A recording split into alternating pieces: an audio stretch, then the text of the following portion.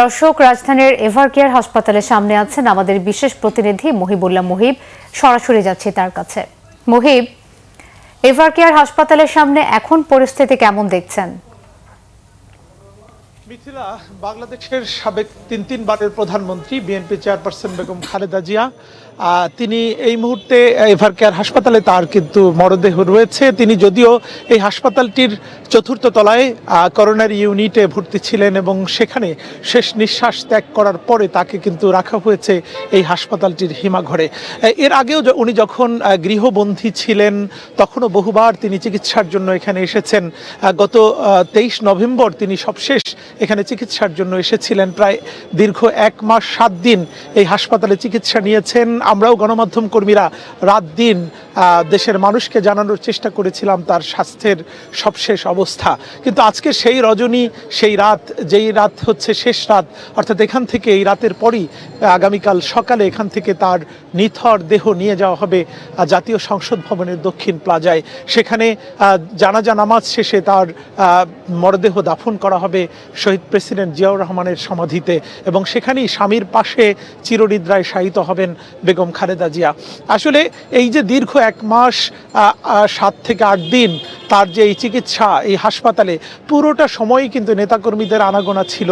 কিন্তু আজকের দিনটি কিন্তু একটু ভিন্ন এবং আজকেও কিন্তু প্রচুর নেতাকর্মীরা রয়েছেন।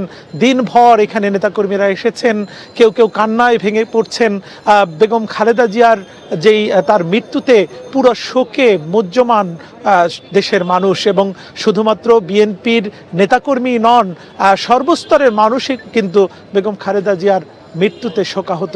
আপনি দেখতে পাচ্ছেন আমার আশেপাশে কিন্তু এখনও নেতাকর্মীদের ভিড় রয়েছে, সাধারণ মানুষের উপস্থিতি রয়েছে এবং বেগম খালেদা জিয়ার এই মৃত্যুতে শুধুমাত্র শোক জানাতে অনেকেই ছুটে এসেছেন প্রচণ্ড শীত উপেক্ষা করে। যদিও বাইরে প্রচণ্ড শীত রয়েছে, সেই শীতকে উপেক্ষা করেই মানুষ কিন্তু এখনও হাসপাতালের সামনে ভিড় করছেন। আপনাকে জানিয়ে রাখি, বেগম খালেদা জিয়া তিনি শুধু বাংলাদেশের তিনবারের প্রধানমন্ত্রী সেটুকুই নয়, বাংলাদেশের গণতান্ত্রিক আন্দোলনে সবচেয়ে সম্মুখ সারিতে থেকে ভূমিকা রাখা যে মানুষটি তিনি হচ্ছেন বেগম খালেদা জিয়া। তার এই মৃত্যুতে বাংলাদেশের যে অপূরণীয় ক্ষতি হয়েছে এবং বাংলাদেশের গণতান্ত্রিক উত্তরণে যে অপূরণীয় ক্ষতি, সেই ক্ষতি আসলে কিভাবে পুষিয়ে উঠবে, সেই ক্ষতি কিভাবে কাটিয়ে উঠবে, সেটি কিন্তু এখন মানুষের সবচেয়ে বড় চিন্তা। তো আমি রয়েছি এখানে এভারকেয়ার হাসপাতালে এবং নেতাকর্মীদের যে এই শোক, সেই শোক প্রকাশের, সেই শোকের মিছিলে আমি রয়েছি। আবারও আমি আপনাদেরকে জানিয়ে দিব, দর্শকের উদ্দেশ্যে জানিয়ে দিব বেগম খালেদা জিয়ার মরদেহ নিয়ে তার পরবর্তী কি কার্যক্রম রয়েছে সেই বিষয়ে। তো এই ছিল আমার কাছে এভারকেয়ার হাসপাতাল থেকে সার্বিক পরিস্থিতির তথ্য। মিথিলা। মুহিব, আপনাকে ধন্যবাদ।